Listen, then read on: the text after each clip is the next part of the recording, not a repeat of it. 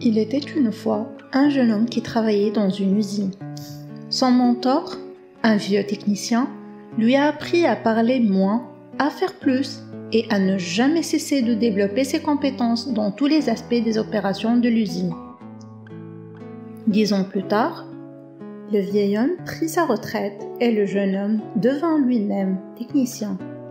Il continua à faire son travail avec le même dévouement et la même diligence qu'on lui avait enseigné. Un jour, il rend visite à son mentor. Le vieil homme vit qu'il semblait malheureux et lui demanda ce qui le troublait. Le jeune homme soupira et s'épanche. « Je sais que j'ai fait du bon travail à l'usine. J'ai appris toutes les compétences que l'on peut y acquérir. Ce que je comprends pas, c'est que les gars qui n'ont pas mon expérience et mes capacités ont tous été promus, alors que je gagne toujours aussi peu qu'avant, quand j'étais ton apprenti. » Le vieil homme a demandé « Es-tu certain d'être devenu indispensable à l'usine ?» Le jeune homme confirme « Oui. » Le vieil homme fait les 100 pas pour réfléchir. Au bout d'un moment, il revient vers le jeune homme. « Tu dois demander un jour de congé, en utilisant la raison que tu veux. Il est temps que tu t'accordes une pause. » Le jeune homme est surpris par ce conseil. Mais plus il réfléchit, plus il prend du sens. Il remercia son professeur et partit rapidement faire une demande de congé.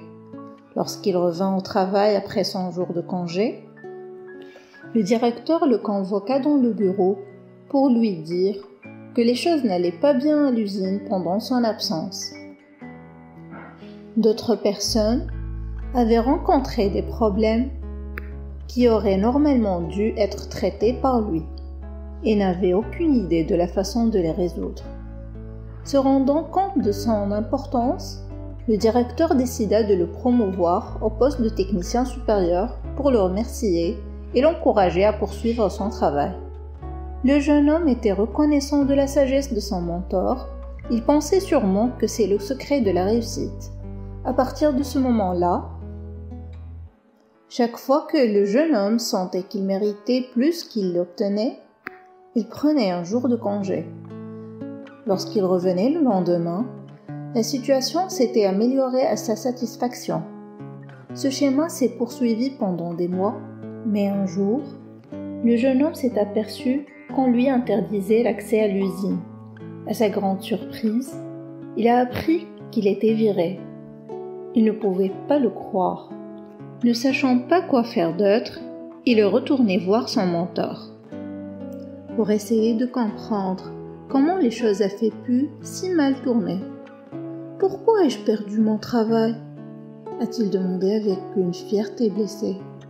« N'ai-je pas fait tout ce que tu m'as demandé ?»« En fait, non, parce que tu n'as entendu que la moitié de la leçon. » Le vieil homme se...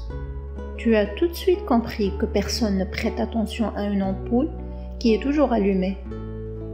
Ce n'est que lorsqu'elle se teint que les gens la remarquent soudainement et réalisent qu'ils la prenaient pour acquise. Tu étais si impatient d'appliquer cette compréhension que tu es parti avant d'entendre la seconde moitié.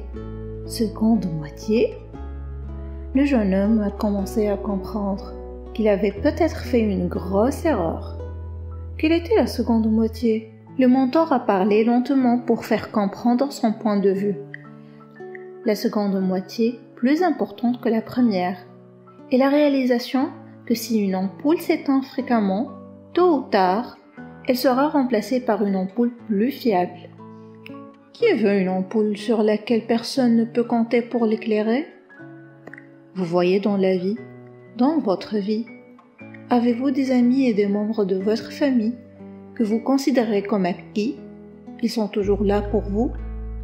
Que se passe-t-il si un jour ils ne sont plus là ? N'attendez pas ce jour pour réaliser soudainement combien ils sont importants. Remerciez aujourd'hui la chance de les avoir dans votre vie. Ne vous laissez pas prendre pour acquis, mais en même temps, faites votre travail et n'arrêtez pas tout ce que vous faites juste parce que ça ne va pas comme vous le voulez. Trouvez l'équilibre dans la vie et la vie vous récompensera en vous rendant l'équilibre. C'est leur histoire de motivation.